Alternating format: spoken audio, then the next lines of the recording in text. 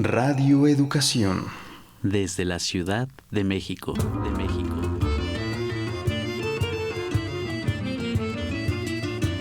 Somos paisaje interno. Somos paisaje interno. Somos paisaje interno. En constante proceso de transformación. Lo social nos condiciona. La emoción nos mueve. Y nuestra percepción crea la realidad.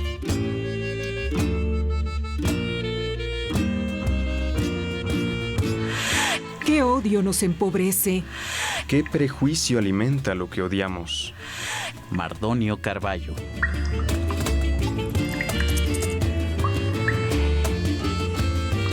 Dejemos de ser espectadores. Tomemos responsabilidad. Paisaje interno. Paisaje interno.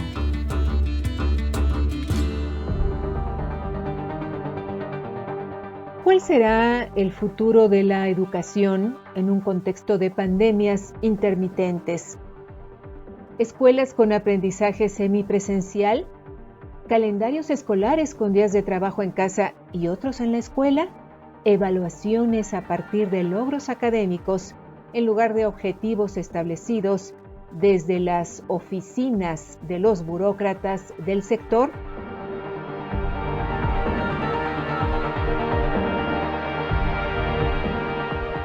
La educación es la llave que permite el acceso y el disfrute de otros derechos humanos. Katarina Tomaszewski, primera relatora especial de las Naciones Unidas sobre el derecho a la educación durante el periodo 1998 a 2004.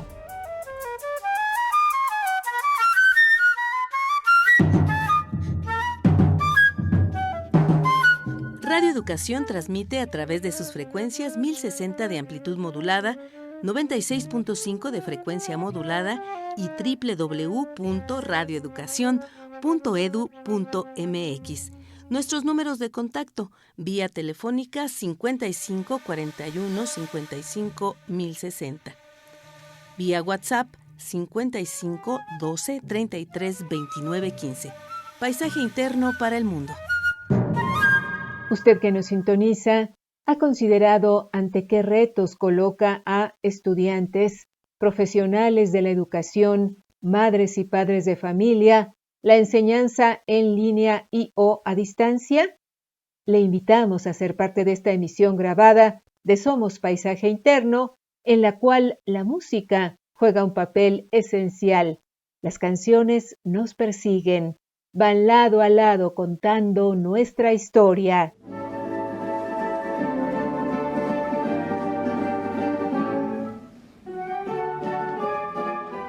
Parecía muy lejano el día en que alumnos de todo el país tuvieran que sentarse frente a un monitor para comenzar su educación, a 2 o 3 pasos de sus camas, en el comedor o en las salas de sus casas, con un celular, una tableta, una computadora o televisores. Algo que muchos niños de generaciones pasadas y en circunstancias normales anhelábamos como una visión futurista de nuestra educación, hoy es una realidad ocasionada por un virus que sin duda cambió el destino de la humanidad. Caminito de la escuela, apurando a conectar, y a unos cuantos enojados porque no tienen señal. El ratón con su pantalla de tableta, el pavo real, y en la boca lleva el perro su moderno celular.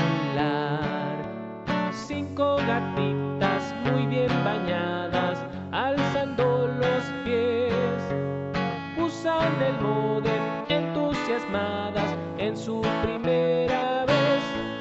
Caminito de la escuela, van texteando hasta el final. La tortuga va que vuela, va texteando sin parar. Tema: adaptación de la canción Caminito de la Escuela, de Francisco Gabilondo Soler, versión Nueva Normalidad. Interpreta Richard Mans, del proyecto Arte Letra. México 2020. La escuelita, la pandemia, donde quieren aprender.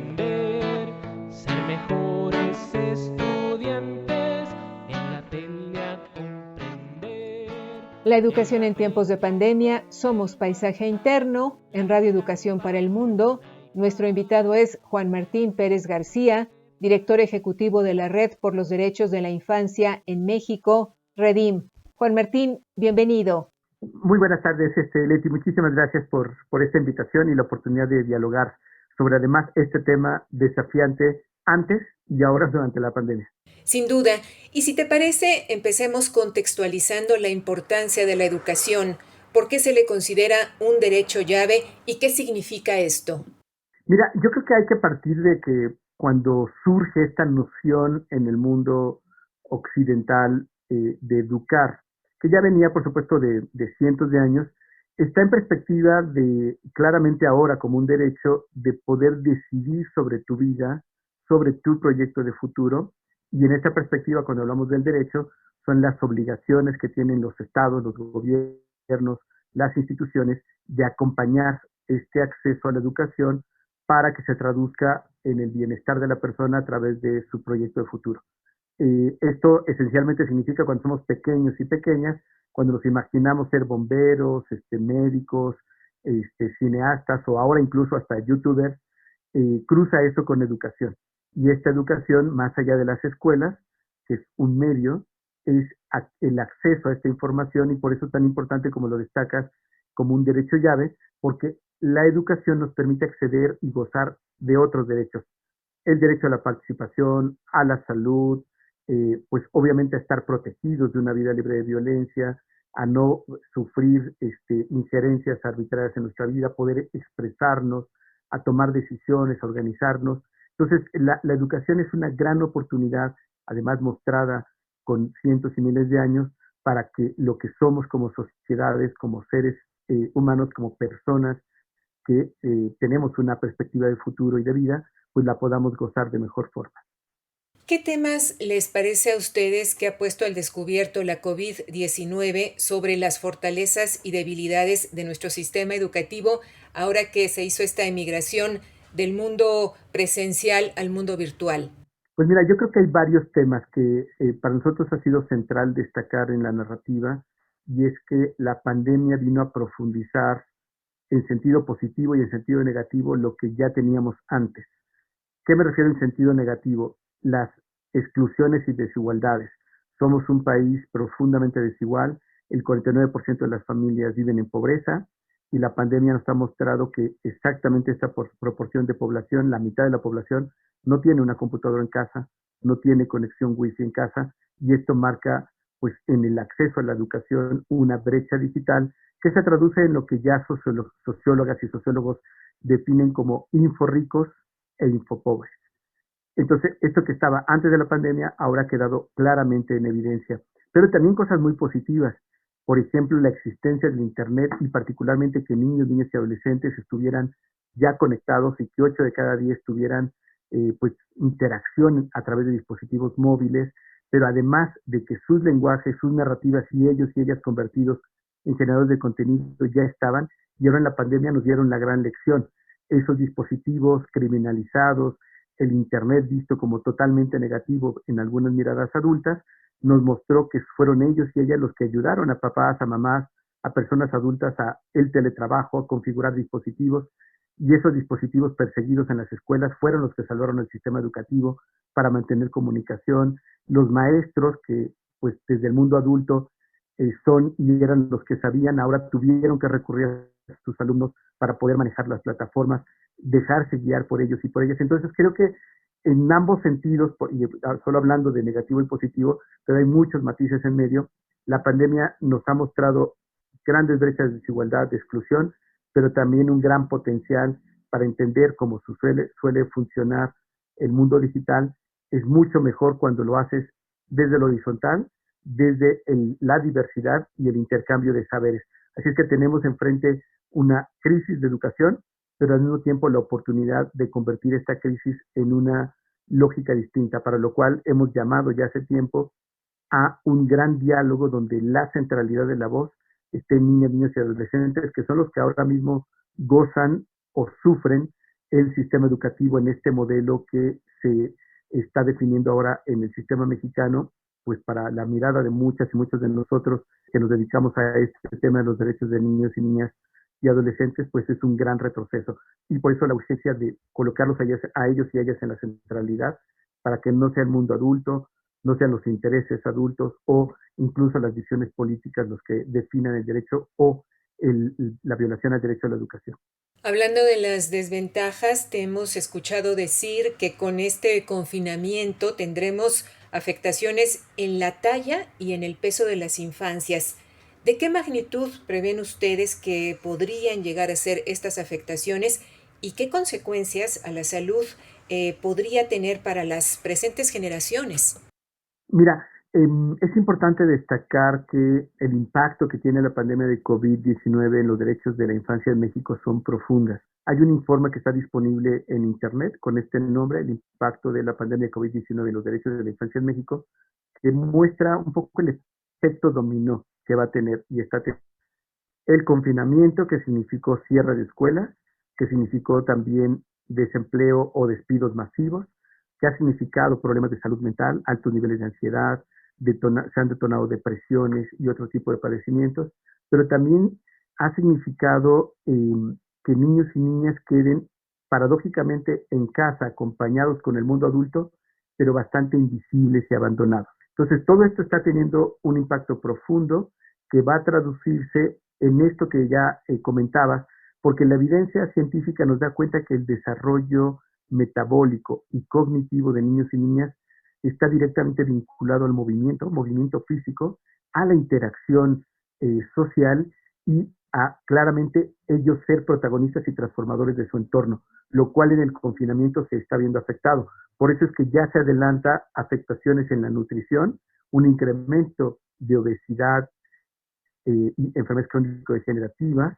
por la disposición de comida chatarra, la vida sedentaria, pero también temas emocionales como la ansiedad que están detonando comer cosas no saludables, y por otra parte la pérdida de empleos que se está traduciendo también en comprar menos alimentos de calidad, llenarse más con carbohidratos y nuevamente afectaciones, y esta triste y lamentable situación de un incremento de violencias.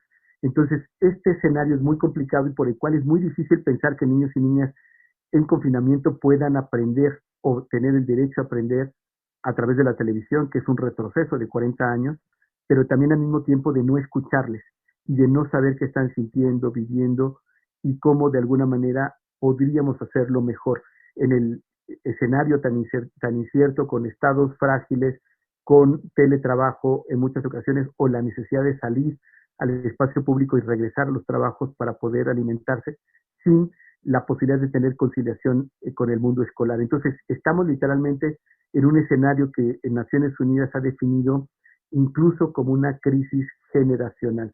Si no apostamos, y ahí es la clave, de acuerdo a Naciones Unidas y a los distintos organismos internacionales, la alternativa y la respuesta para esta pandemia está precisamente en la educación, en que logremos adaptar los sistemas educativos, logremos colocar a niños y niñas en su derecho a la educación como la centralidad, y si empezamos a partir de ahí, todo lo demás va a tener mayor articulación y mejora. Lamentablemente, esta invisibilidad, este adultocentrismo donde solamente pensamos desde la noción de las personas adultas y no desde los niños y niñas, pues está teniendo altísimos costos y se va a poder definir el impacto negativo o positivo según las decisiones que tomemos pensando en ellos, o incluso invisibilizándolos y seguir pensando que somos las personas adultas las que tenemos la razón. Hablas de que la alternativa desde la visión de Naciones Unidas, desde la visión de las y los especialistas, es sin duda la educación.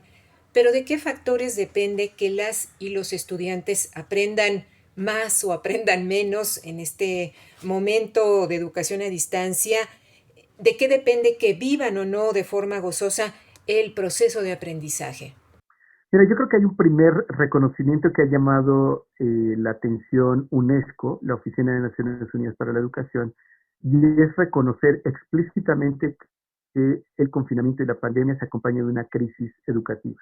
Nunca en la historia de la humanidad, o desde que conocemos la educación en este concepto de escuelas, de comunidades educativas, nunca antes habíamos tenido que 7 de cada 10 alumnos dejaran de ir a la escuela presencial o al espacio de formación presencial. Y 9 de cada 10 alumnos literalmente no tuvieron por muchos meses escuelas. Esto está cambiando en el mundo porque en algunos se ha logrado controlar con mayor eficacia la pandemia, pero América Latina en general, la gran mayoría de los países siguen en confinamiento y con escuelas cerradas. Entonces, partiendo de ese reconocimiento y partiendo de que el COVID se quedó aquí y que no se va a ir pronto, y más allá de la posible vacuna, eso tardará al menos 2 años para que se pueda controlar. Tenemos entonces ahora la necesidad de repensar el modelo educativo hacia una visión híbrida, presencial, virtual o de conectividad y de distancia, como es la televisión y el radio. Sin embargo, hay que partir, como lo han señalado muchas investigaciones, que la televisión, el radio, que son medios lineales, no son más que herramientas informativas o de entretenimiento. No es ahí donde se construye el conocimiento y el aprendizaje. Esto se da en las comunidades educativas, en la interacción con maestros y maestras, con sus compañeros y chicos y chicas, y al mismo tiempo en el contexto claramente de los medios o dispositivos, en este caso digitales o libros en papel. Ahora, como lo tenemos en el caso mexicano, es una apuesta al fracaso, porque de por sí los niños, niñas y adolescentes ya no veían televisión, sino se comunicaban con dispositivos móviles, interactuaban con dispositivos móviles, y la decisión que tomó la Secretaría de Educación cuando hablamos que es una apuesta al fracaso es porque negó la inversión pública, como lo están haciendo otros países, incluso más pobres, de invertir en la conectividad. Y aquí regreso a lo que recomiendan Naciones Unidas. Hay recomendaciones explícitas de Naciones Unidas que establecen inversión en lo que la CEPAL ha llamado un kit tecnológico. Es decir, cada niño, cada niña, cada persona joven en América Latina y el Caribe debe de tener un dispositivo, computadora, tableta o dispositivo de conexión, al mismo tiempo de acceso a conexiones ya sea gratuitas o de bajo costo para que puedan tener wifi en casa y poder generar entonces espacios apropiados para poder concentrarse en el estudio y sobre todo partiendo en ese kit digital que plantea CEPAL, precisamente de potenciar todo el gran poder que representa la interacción en redes sociales, en Internet, para poder tener conocimiento interactuado. Cuando hablamos hace un ratito de los infopobres o inforricos, tiene que ver precisamente con esto, quedarse con la información mal hecha, improvisada que se está dando en la televisión y en el radio, y no cuestiono la pasión de maestros y maestras que están tratando de hacerlo, pero claramente lo estamos haciendo desde la mediocridad. Una respuesta mediocre tendrá resultados mediocres. Y el gran problema no es para los funcionarias y funcionarios que están ahora tomando estas decisiones equivocadas, sino para niños y niñas y adolescentes y personas jóvenes que van a tener que competir en las encuestas y los exámenes internacionales como PISA, por poner un ejemplo, con otros países. Y entonces vamos a quedar en rezago todavía más en comprensión de lectura, operaciones matemáticas, entre otras cosas que se van evaluando, y profundizaremos las brechas de desigualdad con el abandono escolar. Ya en el ciclo escolar pasado se perdió contacto con casi 3 millones de estudiantes de educación básica y media superior. Ahora hay una apuesta tristemente negativa a que perderemos no solamente el 10%, sino posiblemente más por la crisis económica, y será fundamentalmente en mujeres, adolescentes, que al no existir conciliación del mundo laboral con este sistema de educación en casa, pues van a quedarse las mujeres jóvenes, tanto a trabajo doméstico, cuidado, por esta cultura machista que tenemos, y ahora también de tutoras escolares. Y entonces ya de por sí antes de la pandemia teníamos 5 millones de niños pequeños, niñas pequeñas, y sobre todo mujeres adolescentes fuera de la educación que ya no alcanzaban la educación media superior. Esto se va a profundizar. Entonces tenemos estas brechas de desigualdad económica, brechas machistas y de género, pero también la imposibilidad de que el sistema educativo y el aprendizaje, más allá de la escuela, sea atractivo, porque ahora los niños y las niñas no tienen condiciones para poder aprender en su recámara, en lugares poco ventilados, en pues muchas distracciones. Además, muchos niños y niñas tendrán que irse con su familia en el comercio informal a estudiar, al mercado, al tianguis, al taller, y no habrá condiciones realmente para el aprendizaje, por lo cual ya el secretario general de Naciones Unidas el pasado 15 de abril alertó de lo que esto puede representar literalmente un fracaso intergeneracional y perder en este sentido mucho de lo que se había conquistado en los últimos años. Pues un panorama bastante desolador el que nos dibujas en torno a la educación y hasta donde entiendo por lo que tú comentas, quienes tienen mayores recursos económicos, acceso a todos los medios para estudiar en casa, quiero decir internet, computadoras, en fin, lo que se requiere en esta situación, podrán quizás salir adelante si las condiciones familiares también son relativamente favorables y quienes no, pues estarán prácticamente fuera del sistema educativo. ¿Es eso lo que podríamos leer de lo que nos has dicho? Claramente sí, ya se está marcando, como en otros apartados de exclusión, que el código postal está determinando con mayor crudeza tu proyecto de futuro. Y claramente aquellos que están en los códigos postales con mayor índice de desarrollo, pensemos en la delegación o la alcaldía Benito Juárez o Miguel Hidalgo, es obvio que tendrán más desarrollo y posibilidades competitivas en términos de educación, incluso a distancia o por internet, que los niños y niñas que viven en Chiapas, en Oaxaca, en la montaña de Guerrero, o incluso aquí mismo en la Ciudad de México, en la delegación Iztapalapa o Milpalta. Y esto es importante ubicarlo porque es obligación del Estado garantizar que todas y todos los niños y personas jóvenes de este país tengan el derecho a la educación garantizado. Esto no está sucediendo y por eso es que estamos adelantando el inminente fracaso de la educación en el país con la decisión mediocre, antiderechos y particularmente ajena a la urgencia digital que vive el mundo de regresar a la televisión y al radio. Y esto va a traducirse nuevamente en que el derecho a aprender está siendo cancelado, el derecho a tener un proyecto de futuro basado en conocimientos, basado en una mirada del mundo más integral, se vuelve a reducir tristemente y bueno, un efecto adverso y muy preocupante sin duda es que le estamos regresando a la industria de la televisión que tanto daño ha hecho a nuestro país en términos de los contenidos de mala calidad y la perpetuación de estereotipos y modelos negativos contrarios a derechos humanos, se los estamos devolviendo. Y creo que esto es muy, muy lamentable porque si no, el problema no es la televisión, el problema no es la herramienta, sino la industria que ahora vuelve a tomar como clientela a millones de niños, niñas y jóvenes que están mirando ahí la televisión y que no están teniendo interacción como lo están haciendo en otros países de muchos contenidos audiovisuales, contenidos creativos muy interesantes que le permiten a los niños y niñas aprender desde otro lugar. Y creo que esto nuevamente es una decisión de Estado muy lamentable, que no considera a los niños y niñas, no les está preguntando, no está reconociendo su conectividad y su interacción digital y nos deja entonces nuevamente en el analfabetismo digital cuando debe haber apostado a transitoriamente ir avanzando hacia otra perspectiva más cercana al mundo contemporáneo. Solo termino el comentario aquí diciendo que países tan pobres como República Dominicana lo que hicieron fue posponer el inicio de las clases hasta noviembre, que tienen un ciclo similar al de México, para que en estos meses, 2 meses antes de iniciar clases, puedan distribuir dispositivos móviles, puedan capacitar a los maestros y maestras o iniciar la capacitación hacia el mundo digital y van a complementar Internet con televisión y radio. En Ecuador, por ponerte otro ejemplo, un país con menos ingreso económico, con más pobreza que México, apostaron a abrir otros modelos educativos que no sean solo los escolarizados, de tal forma que ahora el homeschooling va a crecer y va a tener reconocimiento educativo para que entonces familias y grupos específicos en pequeños grupos y con condiciones de bioseguridad se puedan reunir con el acompañamiento de un maestro, una maestra, se abren otras vertientes laborales también por ahí y eso va a permitir entonces tener otras modalidades de educación, además de la presencial, además de la de en línea. Entonces es muy lamentable cómo en el caso del sistema educativo en México están teniendo una visión no solamente obtusa del siglo pasado, sino contraria a los derechos de niños y niñas a la educación. Juan Martín, ¿y a qué atribuyen ustedes esta decisión, esta mirada de las autoridades de educación mexicana sobre las decisiones que se están tomando en este sector? ¿Qué es lo que está ocurriendo ahí?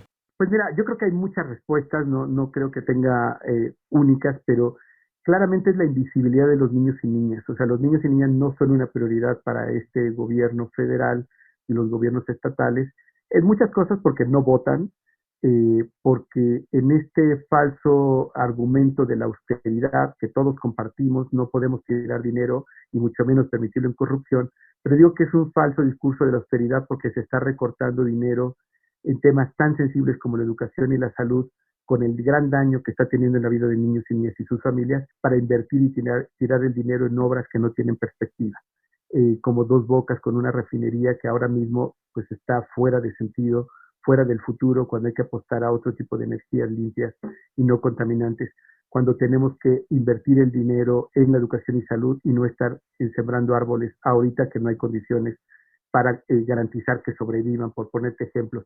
Entonces hay una lógica caprichosa, absurda, de seguir invirtiendo en proyectos, más allá de si nos gustan o no, que ya no están pertinentes con este momento histórico en medio de una pandemia. Es criminal no invertir en el sistema de salud cuando tenemos el más alto índice de contagio en personal sanitario, cuando tenemos a niños y niñas muriendo porque no tienen tratamientos de cáncer, porque se va a incrementar, como tú señalaste, si adelantan los investigadores, la reducción de la talla y el incremento de peso. En un extremo también va a haber bajo peso, pero también va a incrementar por obesidad. Y esto claramente requiere recursos públicos que tienen que invertirse de manera estratégica, y lo que estamos teniendo son caprichos. Y claramente una prioridad de lo político electoral que se está invirtiendo para mantenerse en la contienda partidista. Entonces es muy, muy lamentable lo que está sucediendo.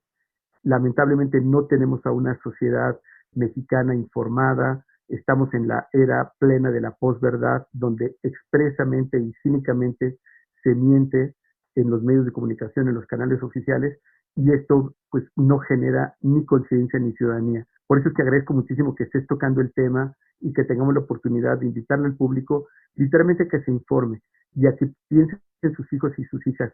¿Creen ustedes que, como está ahora mismo, esto va a significar un beneficio para sus hijos e hijas, para ustedes como familias? La respuesta es sencilla, la respuesta es que no. Y precisamente como la respuesta actual es negativa, tenemos que buscar alternativas, y eso significa provocar un gran diálogo nacional para que, junto con niños y niñas, casi 30 millones de niños, niñas y adolescentes que están en el sistema de educación básica, las familias, los maestros y maestras que también están batallando y sufriendo mucho con el tema, y las autoridades, podamos repensar y cómo caminamos hacia un tránsito no mágico, no para mañana, pero sí que nos permita preparar a niños y niñas y al sistema educativo para que logremos de manera lo mejor posible el derecho a la educación. Esto no se puede hacer imponiendo miradas viejas, no se puede hacer desde la necedad y desde la no escucha, sino solamente se logrará si colocamos a niños y niñas en la prioridad y comenzamos a escuchar y hablar con ellos y con ellas. Esta es una emisión grabada de Somos Paisaje Interno. El tema de este día, la educación en tiempos de pandemia. Nuestro invitado es Juan Martín Pérez García, director ejecutivo de la Red por los Derechos de la Infancia en México, REDIM. Si quiere comunicarse con nosotras a este espacio, le pedimos que envíe un mensaje a nuestras redes sociales. Nos encuentra como Somos Paisaje Interno. Hola, ¿qué tal? Buenas tardes a todos los radioescuchas de Radio Educación. Me llamo Diego Juárez y trabajo como académico de tiempo completo en el Instituto de Investigaciones para el Desarrollo de la Educación, el INIDE, de la Universidad Iberoamericana de la Ciudad de México. Lo primero que quiero destacar es la enorme diversidad del sistema educativo nacional, porque realmente estamos hablando de alrededor de 35 millones de alumnos. Son 25 millones en preescolares, primarias, secundarias y preparatorias, 5 millones más y poco más de 3 millones en instituciones universitarias. Entonces, pues son 35 millones de historias y es muy difícil hablar en general sobre impactos, porque todo esto depende mucho de en qué lugar vivas, si lo haces en una colonia urbano marginal o en ciertos espacios con mejores ingresos, o en zonas rurales, en zonas indígenas, en qué estado del país, en qué región del país. Entonces lo primero que hay que entender es la enorme diversidad del sistema educativo y que en ese sentido los impactos son muy diversos. Creo que en este momento lo que se tiene que procurar es que haya menos contenidos y como más habilidades. Aprovechemos cuánto tiempo llevaban los jóvenes y los niños sin estar tanto tiempo en las casas, y que creo que es un buen momento para que puedan aprender cosas cotidianas que dejaron de hacer durante muchos años. Cosas tan básicas como el saber cocinar, arreglar ciertos espacios, el colaborar en tareas domésticas. Sé que eso lo hacen y lo han hecho históricamente muchos niños y adolescentes en el país, pero no todos, por el tiempo que han dedicado a las labores escolares anteriormente. Y por otro lado, hay que reconocer que sí existen impactos fuertes en ciertas poblaciones muy focalizadas, como evidentemente son las poblaciones de bajos ingresos económicos que no tienen disposición o acceso a medios tecnológicos, ya no hablemos del internet, ni siquiera la televisión, y a otro tipo de poblaciones. Estoy pensando, por ejemplo, en los alumnos de tercero de preescolar y primero de primaria, quienes tienen que aprender en este periodo la lectoescritura, y esos procesos, si se desarrollan fuera de la escuela, son muy complejos de desarrollar y tampoco es posible que los padres lo apliquen en sus hogares, es utópico pensar ello. Entonces sí hay que reconocer lo mismo que las personas con algún tipo de discapacidad, que sí hay efectivamente ciertas poblaciones en México cuyos impactos en medio de esta pandemia van a ser mayores en el ámbito educativo. Me llamo Diego Juárez y trabajo como académico de tiempo completo en el Instituto de Investigaciones para el Desarrollo de la Educación de la Universidad Iberoamericana de la Ciudad de México. Esta frase en el sentido del paisaje interno es que realmente yo estoy motivado y soy muy positivo en cuanto a los cambios que nos está permitiendo desarrollar al nivel personal esta cuarentena.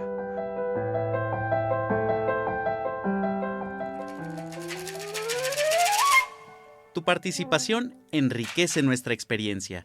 Nuestros medios de contacto son el 55 41 55 10 60 o 55 12 33 29 15.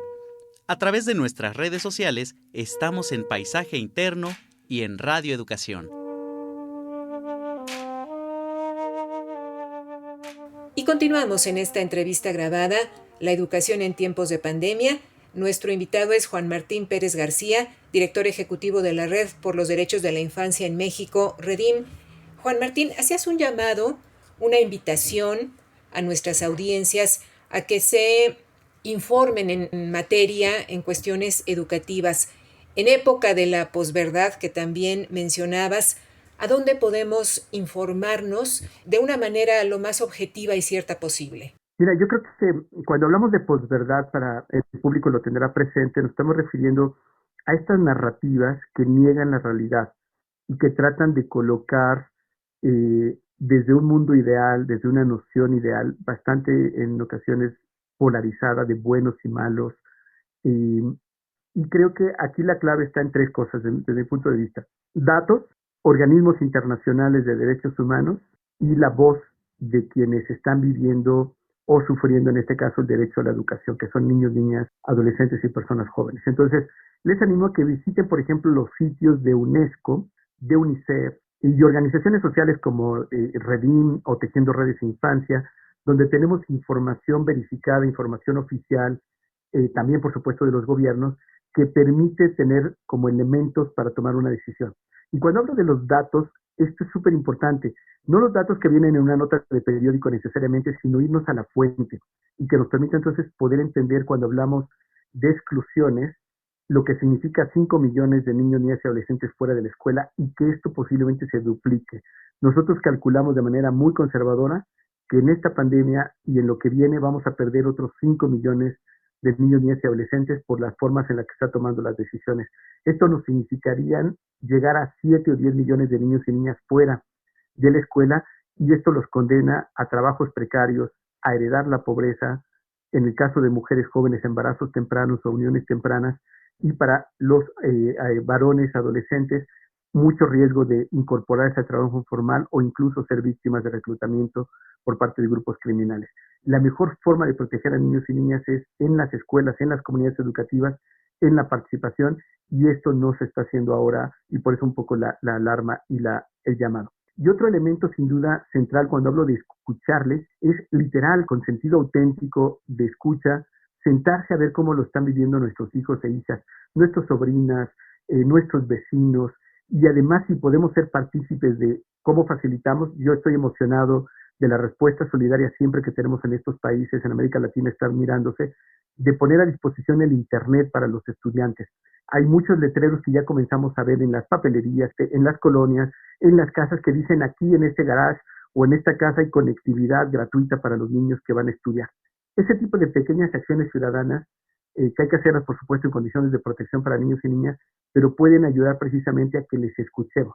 ¿Por qué un niño y una niña tendría que recurrir al garage de una familia vecina porque no tienen casa? ¿Por qué tendría que ir a un parque, a la conectividad, para poder subir sus tareas? Es decir, ese tipo de preguntas tenemos que hacerla y sobre todo a ellos y a ellas si eso les está ayudando a aprender. Y otro elemento que es importante reconocer en esto es, además de eso académico y escolar, ¿qué otras habilidades y capacidades han desarrollado niños, niñas y adolescentes en esta pandemia?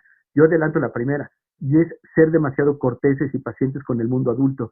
Imaginémonos todas y todos ya con 6 meses de confinamiento, nuestros niveles de ansiedad, de incertidumbre, además si perdimos el trabajo o nos despidieron de manera injusta, con el miedo, por supuesto, a un virus que no vemos pero que puede generar daños, o incluso más grave aún, si en nuestra familia perdimos a alguien por COVID y lo que eso significa de estigma social y de riesgo en términos de el impacto económico por los gastos de medicamento y demás que no había en los hospitales. Todo esto está ahí y niños y niñas lo están viviendo. Y no les estamos preguntando cómo lo viven, cómo lo sienten, qué han aprendido, cómo lo están sufriendo. Y creo que eso, mientras no lo reconozcamos, no podemos pedirles que se concentren 8 horas a hacer tareas, después a escuchar frente a un televisor aburrido, además no necesariamente bien preparado, no con la didáctica o la pedagogía que tiene que tenerse en un contenido audiovisual. Entonces hay muchas cosas que no vamos a poder tener respuesta y eso que yo les digo suena abrumante, lo tengo claro, pero la mejor forma de hacerlo es escucharles. Hijo, hija, ¿crees que de esta manera estás aprendiendo? ¿Qué has aprendido hoy? ¿Cómo podemos, en medio de la dinámica de trabajo familiar y de complicaciones, cómo te acompañamos? ¿Qué podemos hacer? Y creo que eso es lo que no estamos teniendo la oportunidad de hacer. Has reiterado la importancia de colocar a niños, niñas y adolescentes en el centro de las políticas educativas. ¿Cuál es la propuesta de la Red por los Derechos de la Infancia en México para lograr esto? Lanzamos un llamado hace más de 2 semanas, expreso al secretario de Educación Pública, Esteban Moctezuma, y a su equipo a iniciar este gran diálogo nacional con la comunidad educativa. Niños, niñas, adolescentes, personas jóvenes como prioridad, que superan los 36 millones de habitantes en este país que están vinculados, me refiero incluso a los preescolares, y buscar con metodologías participativas escucharles, pero al menos a 30 millones que ya están inscritos o cuando menos idealmente inscritos en el sistema educativo en este año escolar. También a las y los maestros, cerca de 1 millón de maestros y maestras que están en incertidumbre, que no tienen la herramienta, la mitad de los maestras y maestros no tienen tampoco computadora ni wifi en casa, hay anécdotas dolorosas, pero al mismo tiempo estimulantes de profesores y profesoras que se van a los cafés internet, que están tratando de inventar con muñequitos y con papelógrafos, adaptarse a esta modalidad, aun cuando no la dominan propiamente. Y por otra parte, a las propias autoridades, que son las responsables obligadas, pero que también tienen la posibilidad de reasignar presupuestos, de reestructurar el sistema. No hay que olvidar que usualmente las instituciones educativas suelen ser muy conservadoras, sus cambios no son rápidos. Solo como recordarles, llevamos 2 reformas educativas en 2 sexenios recientes, fracasadas, porque no han estado los niños y las niñas y su derecho a aprender en medio o en el centro, sino todos han sido en la ocasión anterior un acuerdo sindical con el Sindicato Nacional de Trabajadores de la Educación y ahora con esta nueva administración, ahora cambió al otro sindicato que representó un pago de votos con la Coordinadora Nacional para la Educación. Entonces creo que es muy importante romper esas inercias viejas y comenzar a partir desde la comunidad educativa. Y si colocamos a la comunidad educativa, que incluya también a familias, a vecinas y vecinos de los establecimientos escolares, y a niños y niñas nuevamente, insisto, seguramente vamos a poder encontrar muchas respuestas. Y creo que la clave está en no pensar que hay un solo modelo, porque no hay una sola realidad, no hay una sola infancia. No es lo mismo, como comenté, las infancias en la Benito Juárez y en Miguel Hidalgo que las infancias en la montaña de Guerrero, en Chiapas o incluso en Chihuahua. Necesitamos entonces abrir la diversidad de modelos educativos y tener más bien currículas o guías para que junto con los maestros y maestras, con lo que puedan hacer los gobiernos estatales desde lo territorial, se pueda garantizar el derecho a la educación y dejar de pensar en esta visión obtusa, cuadriculada, vieja de el sistema educativo y la Secretaría de Educación Pública como el gran elefante que decide a un ritmo lento lo que viene. Ahora no podemos pensar así, tenemos que cambiar el esquema porque nos estamos jugando los proyectos de futuro de niñas y niños y ahora mismo una malísima experiencia y vivencia para más del 80% de la niñez en el país. Y creo que esto sí es un tema de urgente relevancia. En el informe que presentamos sobre el impacto del COVID-19 en los derechos de la infancia, desarrollamos varias cosas que están esencialmente recapitulando las recomendaciones de organismos internacionales como UNICEF, la UNESCO, la CEPAL, el propio Comité de Derechos del Niño de Naciones Unidas o el Instituto Interamericano del Niño de la OEA, y los hemos recapitulado y claramente no son imposibles. México es uno de los países más potentes del mundo, es la economía número 13 del mundo y claramente podríamos marcar diferencias si lo decidimos hacer desde el enfoque de derechos y claramente con el protagonismo de las niñas, los niños y las personas jóvenes. Juan Martín, estás hablando entonces de una sociedad mexicana que se responsabiliza por la educación de las nuevas generaciones, ¿correcto? Efectivamente, y esto implica una gran oportunidad de dejar de pensar en esta lógica binaria de maestros por un lado y familias por el otro que se pelean de quién tiene la culpa. Y estas cosas que son cansadas de decir es que ya no los educan en casa y por otra parte en casa decir es que ahora los maestros no se comprometen. Creo que eso tenemos que cambiarlo.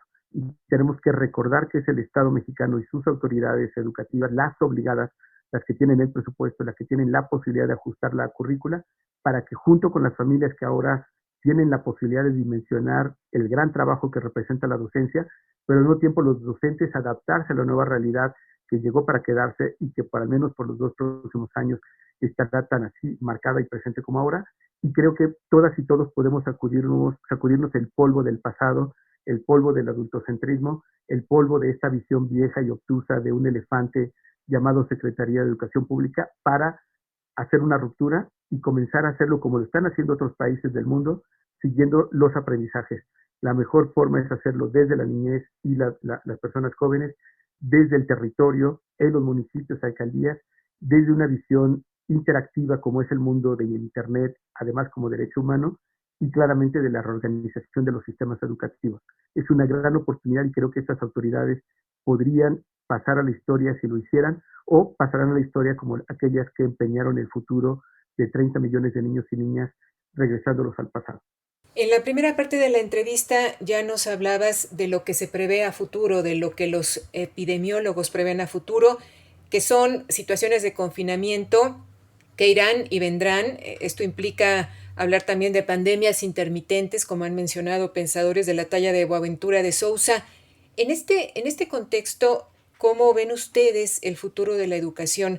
Quiero decir, ¿tendremos escuelas con aprendizaje semipresencial o calendarios escolares con días de trabajo en casa y otros en la escuela? Evaluaciones a partir de logros académicos en lugar de que se cumplan objetivos establecidos desde las oficinas de los burócratas. ¿Cómo lo ven ustedes a futuro? Por ahora estamos todavía en un camino incierto, pero yo creo que hay pistas muy certeras. Por ejemplo, Tonucci, uno de los pensadores, investigadores de derechos del niño y ciudades más destacados, este italiano, ha destacado la necesidad de pensar en otra forma de evaluar los conocimientos que está dejando la pandemia. Desde que aprendieron a cocinar, desde que aprendieron a soportar a las personas adultas en confinamiento, desde que han aprendido a vivir en pantallas y en interacción social digital. Estas cosas no están en la currícula educativa, pero son aprendizajes que deberían de ser valorados. También, por supuesto, otros investigadores están planteando, por medidas de bioseguridad, regresar a las escuelas literalmente al aire libre. Y esto es solamente emocionante de imaginarlo, que los bosques donde los hay se puedan convertir en la escuela, en el establecimiento educativo. Obviamente con cubrebocas y sana distancia, que es lo más eficaz, y lavado de manos, pero sería maravilloso pensar que ahora la escuela se va a los bosques y jardines o parques públicos. Significa también pensar en grupos diversos que van a ir algunos días a la escuela, otros interactúan en el mundo digital, pero que están construyendo la comunidad educativa que no necesariamente es de encontrarse todo el tiempo a toda hora.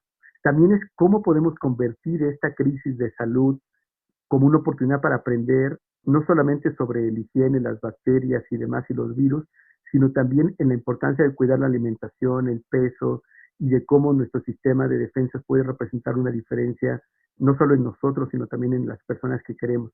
Significa también pensar en esto que tú planteabas y que por ahí va creo que la gran ruta, ya no de pensar en la tarea o en el deber escolar de cumplir y tener que transcribir una cosa que no me va a hacer para la vida, sino cómo tenemos aprendizajes significativos.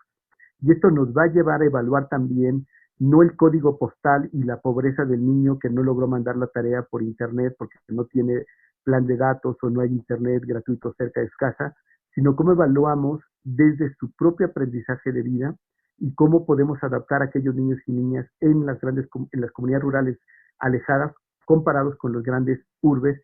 Entonces, viene una gran diversidad y creo que si partimos de la diversidad de infancias, debemos de partir de la diversidad de formas de aprender, este aprendizaje significativo, de la diversidad de formas de evaluar y también de la diversidad de formas de ser maestro y maestra, porque precisamente en la diversidad y en la adaptación a esta realidad va a estar el éxito de lo que vamos a considerar ahora una nueva forma de pensar la educación. Porque si seguimos atrapados con la educación del siglo pasado, de antes de la pandemia, ya eso significa fracaso en sí mismo. En el momento en que la situación sanitaria permite el regreso a las aulas, sea cuando sea, ¿cuáles son los aspectos que desde un enfoque de derechos humanos, desde luego de derechos de las infancias, habrá que debatir sobre temas como esta cuestión de la normativa de distanciamiento social en espacios escolares o bien los protocolos de atención en caso de verificación de un brote, Juan Martín? Bueno, van a venir bastantes aprendizajes. Creo que todas y todos vamos a tener que incorporar la epidemiología en nuestra vida.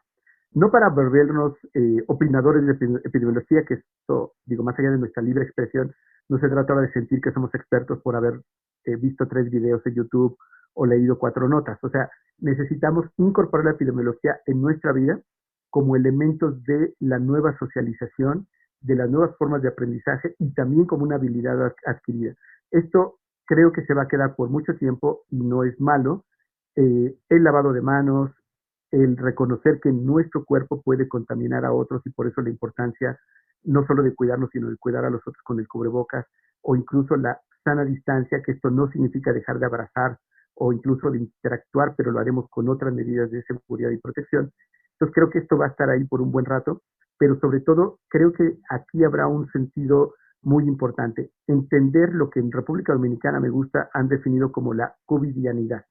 Es decir, juegan con la palabra de cotidianidad al incorporar al COVID, ¿no? En esta covidianidad, que significa entender que tenemos a un virus, y hay otra palabra, otra frase que me encanta, que dice algo así como que tenemos que perderle el miedo al COVID, pero no tenemos que perderle el respeto. Y creo que hay mucho desde ahí como elemento de interacción en todos los apartados que nos van a tener que llevar a reconocer que está ahí y que si ahora se llama COVID-19, mañana se llamará SARS-20, como ya recordemos los antecedentes de este virus. Así es que tenemos que estar ahí. Y creo que también es una gran oportunidad para debatir cómo queremos a nuestras sociedades. La educación no es un tema aislado, no es solo adquirir contenidos y conocimientos y tener un papelito que los certifique, es entender, como comentábamos al inicio, cómo vemos el mundo y cómo queremos transformarlo a partir de la educación que tiene que ver con la definición de mi proyecto de futuro. Es claro que muchos empleos que ahora teníamos antes de la pandemia van a quedar obsoletos. La educación tiene que avanzar para reconocer estas otras formas de desarrollar conocimientos, empleos y habilidades, por mencionar 3 muy evidentes: la inteligencia artificial y los algoritmos en Internet, que ahora están definiendo mucho de lo que vemos cuando tenemos un servicio de televisión en línea o cuando navegamos en las redes sociales.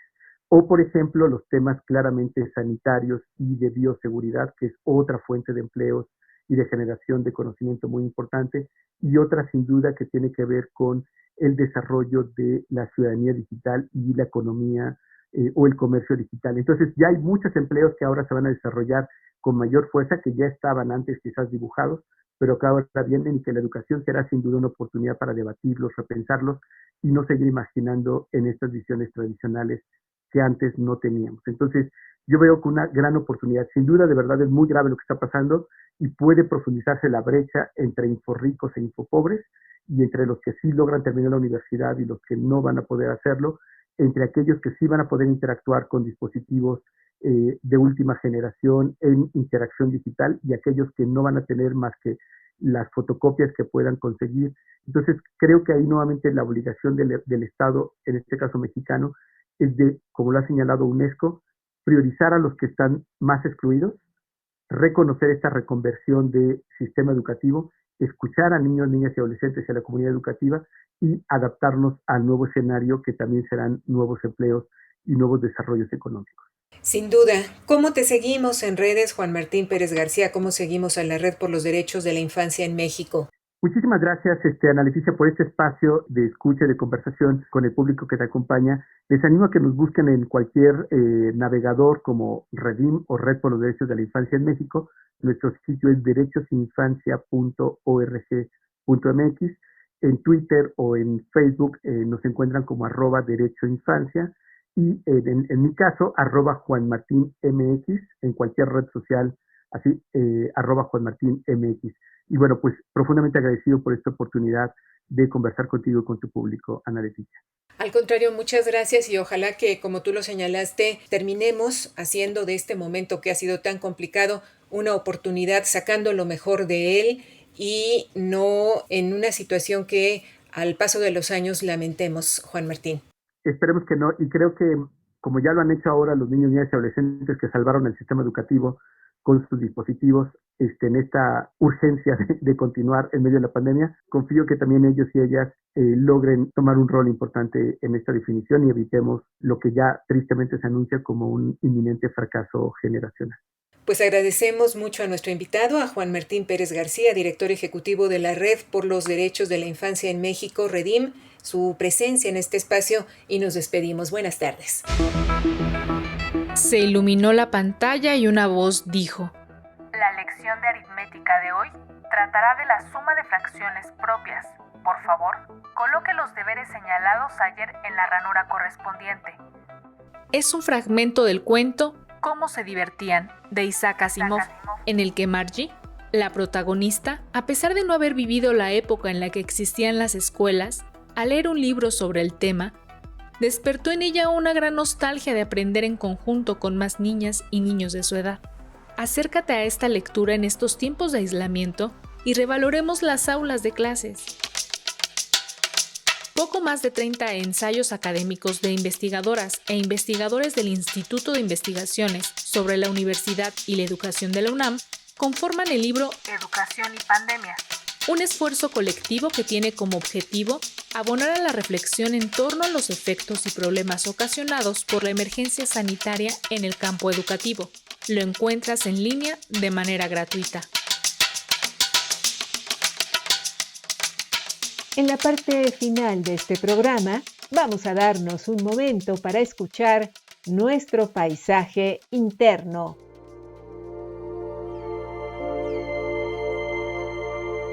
Bienvenido a tu paisaje interno. Agua encantada.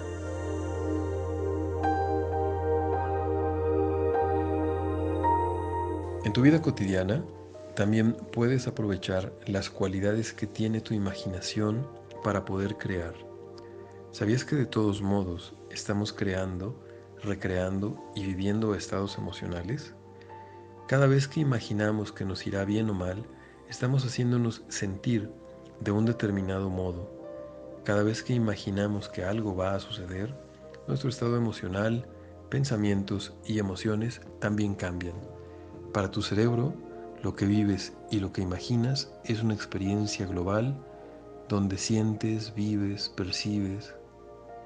Ve ahora por un vaso con agua y cuando lo tengas frente a ti y hayas vuelto a sentarte, mira el material del cual está hecho, siente la temperatura, agítalo un poco y mira cómo el agua va aquietándose poco a poco. Aprovecha para respirar la quietud del agua. Inhala, exhala poco a poco esta quietud. Una vez que el agua esté quieta, y tú también, pon tus manos a la altura de tu pecho y comienza a frotarlas una contra otra, como decían las abuelas, haciendo chocolatito, frotando. Ve subiendo la velocidad y aumenta la temperatura. Después de 1 minuto más o menos, detente y ve separando tus manos hasta que sientas como 2 imanes que se repelen, hasta que sientas una energía que se mueve entre las palmas de tus manos. Cierra tus ojos para amplificar la sensación. Sube y baja las palmas de tus manos, sintiendo esa energía. Imagina que estás amasando un color blanco, brillante, poderoso, limpio. Ve visualizando una esfera de luz una bola blanca de energía que vas amasando, una bola blanca que va quedando perfecta, brillante, viva, hermosa, vibrante. Visualiza ahí toda la calma, toda la paz, todo lo hermoso que necesites y lo que quieres para ti en este momento de tu vida. Junta eso en la esfera también. Ahora, lleva las manos arriba de tu vaso y ábrelas ahí, dejando caer la esfera en el agua, mirando cómo la esfera va entrando en el agua. Sigue tu respiración, sigue tu respiración. Coloca la mano izquierda debajo del vaso, sosteniendo la altura de tu corazón, y sigue tapando con la mano derecha. Siente el trabajo realizado en tu agua. Sigue tu respiración y siente cómo tu agua se tiñe de toda esta energía. Esto lo puedes hacer con tu agua, con tu té, con tu café, siempre llenando de intenciones tus bebidas. Soy Bruno Díaz, psicólogo. Para preguntas, cursos y consultas, envíame un WhatsApp al 55 29 52 08 24 o búscame en Facebook en Los Parajes del Alma.